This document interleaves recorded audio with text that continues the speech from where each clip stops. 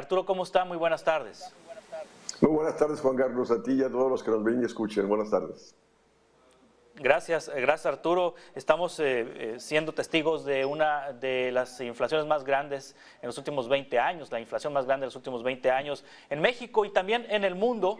Y en ese sentido, revisando los pilares de la economía de nuestro país, el sector terciario, el de los servicios, es uno de los más importantes que sostienen las actividades de nuestra nación, la economía de nuestro país. En ese sentido, Arturo, ¿cómo ha afectado la inflación a las actividades de los servicios en México? Mira, si nosotros vemos el comportamiento del sector terciario, lo que va del año en relación al año pasado, comparando el primer trimestre del 2022 en relación al 2021, el sector terciario solamente trae un crecimiento de 0.1% anual, a diferencia del sector secundario que creció en 3% y el sector primario en 2.1%. Entonces, en el sector terciario hay alrededor de 2 millones de empresas y es casi las 2/3 partes del Producto Interno Bruto, el 64% de la actividad económica está en el sector terciario y ocupa alrededor del 61% de la fuerza de trabajo. Y el problema es que en este sector pulula sobre todo el empleo informal, que tiene bajos salarios, no tiene prestaciones laborales y en consecuencia de ahí el bajo crecimiento de dicho sector y al tener bajos niveles de ingreso los trabajadores, que son, repito, más del 61% de la población económicamente activa, pues lógico no generan demanda para reactivar la economía y en este contexto inflacionario, donde no ha habido reajustes salariales para compensar la pérdida derivada de la inflación, pues más se deteriora el nivel de vida, más cae el consumo, la demanda y la actividad económica. Y no por nada los pronósticos para este 2022 están yendo a la baja. Sí, pero podríamos pensar que ahora, después de la pandemia, o con una pandemia pues más tranquila en términos de hospitalizaciones, en términos de mortalidad por la presencia de las vacunas, hay una reactivación del turismo a nivel internacional. ¿Pudiéramos esperar que la actividad turística pudiera levantar este sector en nuestro país? Mira, el problema es de que estamos viendo cómo a nivel mundial los bancos centrales están aumentando la tasa de interés y eso está frenando la actividad económica.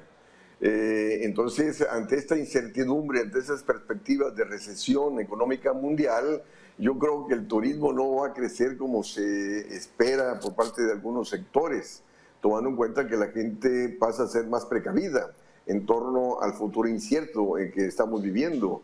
Entonces, no por nada, repito, el consumo no repunta como esperaban y en este caso el turismo igual.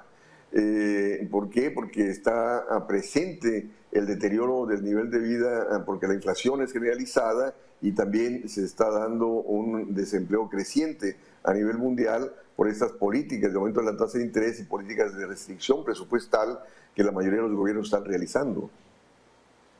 Sí, y además, bueno, la amenaza de una posible recesión en los Estados Unidos creo que pudiera resultar en un riesgo para el turismo en nuestro país y el debilitamiento del euro, ¿no? El fortalecimiento del dólar, por otra parte, el debilitamiento del euro, que el turismo europeo pues ya tendrá un poder adquisitivo menor con el tipo de cambio, pues antes con un euro fuerte pues tenían más posibilidades de venir acá a nuestro país.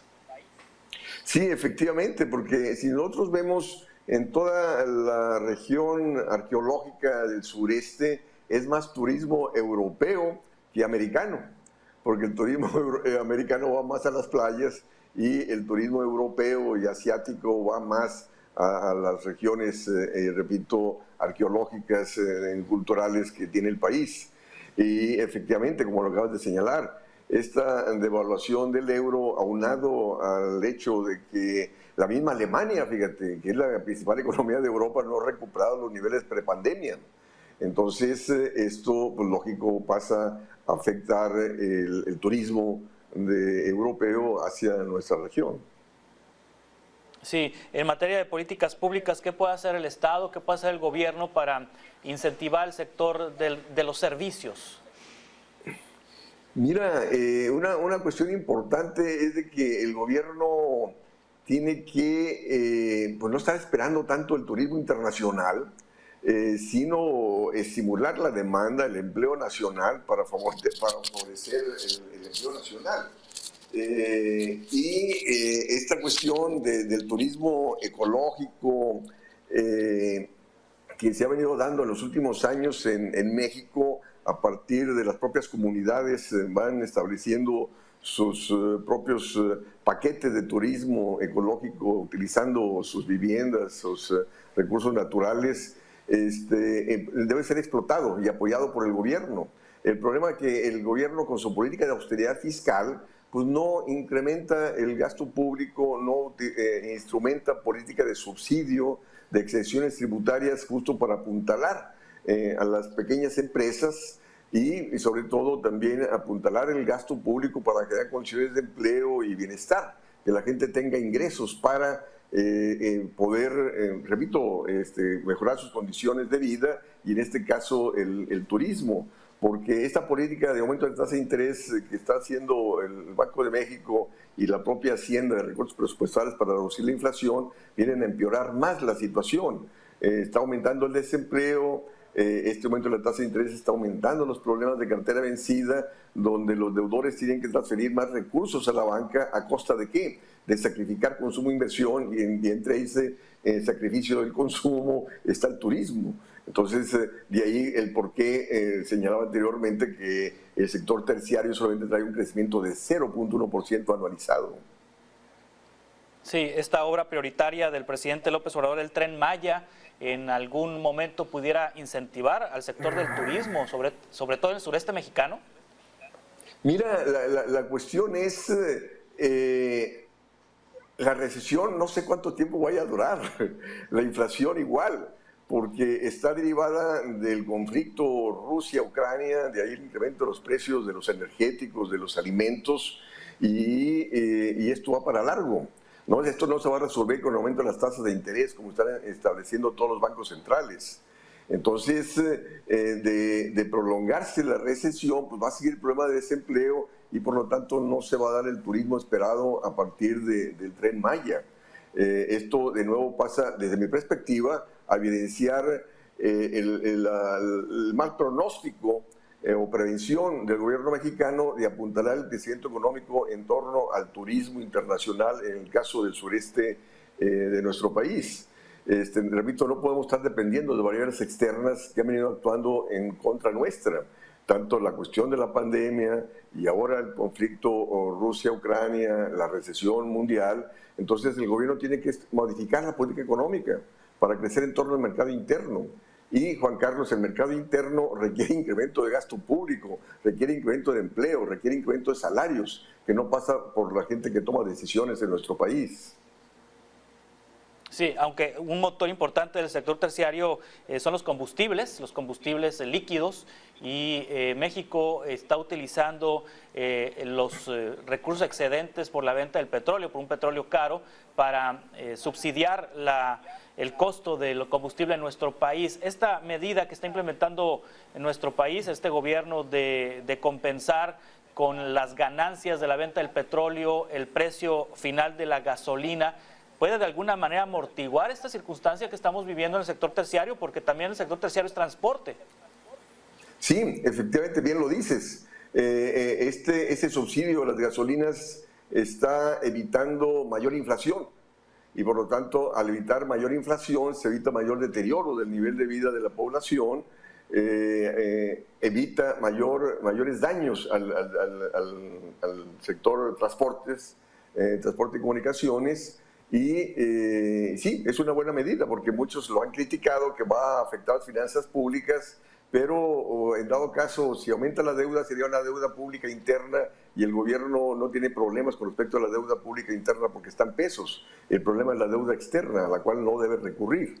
Entonces, sí, es una buena medida el subsidio de las gasolinas, pero, repito, tú tienes que incrementar demanda. Y para incrementar demanda el gobierno tiene que gastar más, cosa que no lo está haciendo. Sí, habla de incentivar la obra pública, es decir, que el gobierno invierta. Lo que está invirtiendo en este momento no es suficiente entonces con Dos Bocas, con el Tren Maya, por ejemplo. Mira, es insuficiente porque estos gastos se insertan dentro de la política de austeridad fiscal. Es decir, ¿qué implica eso? Que el gobierno gasta en función de sus ingresos. Pero resulta que el sector externo es negativo. Estamos importando, comprando al exterior más de lo que vendemos. Y eso afecta a la actividad económica porque las importaciones te desplazan a la producción nacional. Entonces el gobierno tiene que gastar más allá de lo que recauda para contrarrestar el efecto negativo que esas mayores importaciones están generando en el desplazamiento de la producción nacional. Entonces, ¿qué fue lo que pasó en el 2020, Juan Carlos? El gobierno no apoyó a las empresas ante la pandemia.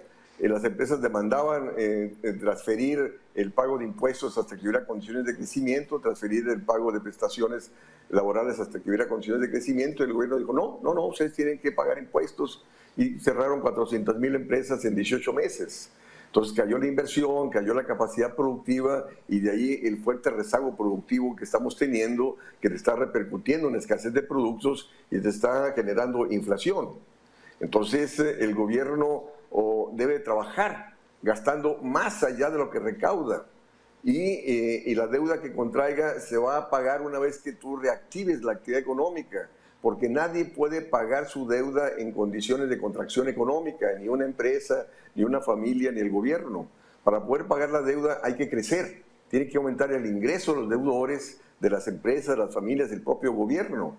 Y para poder incrementar el ingreso nacional, el gobierno tiene que gastar más en torno a la producción nacional, en torno a la creación de empleo, para así mejorar el ingreso de las empresas e individuos, para que puedan gastar más y poder pagar su deuda. Sí, en esta pandemia del sector servicios, quienes, un subsector o uno de las áreas que crecieron, que pudieron crecer, de las poquísimas áreas, es el de las telecomunicaciones, lo mismo por los servicios de internet y por los servicios de entretenimiento, no así el transporte, no así el turismo, no así los servicios que tienen que ver con el flujo de personas. Efectivamente, y eso debería llevar al gobierno, Juan Carlos, a modificar su política tributaria. Es decir, debe gravar más a los sectores que han ganado más para poder proteger o beneficiar a los que no han crecido, a los que han sido desplazados. De hecho, eso se está planteando hoy en día en muchos países. Están modificando sus regímenes tributarios para gravar al sector financiero, para gravar al sector petrolero, para gravar a los que están especulando con los bienes alimenticios, con el gas, los energéticos, para encarar el problema de desigualdad del ingreso que generó tanto la pandemia. Hay que gravar a las farmacéuticas, que también han ganado bastante, y cosa que no pasa por la mente de la gente que toma decisiones en nuestro país. Sí. Arturo Huerta, economista, le agradezco mucho sus análisis esta tarde. Muy buenas tardes, Juan Carlos. Muchas gracias por la invitación. Gracias. Estamos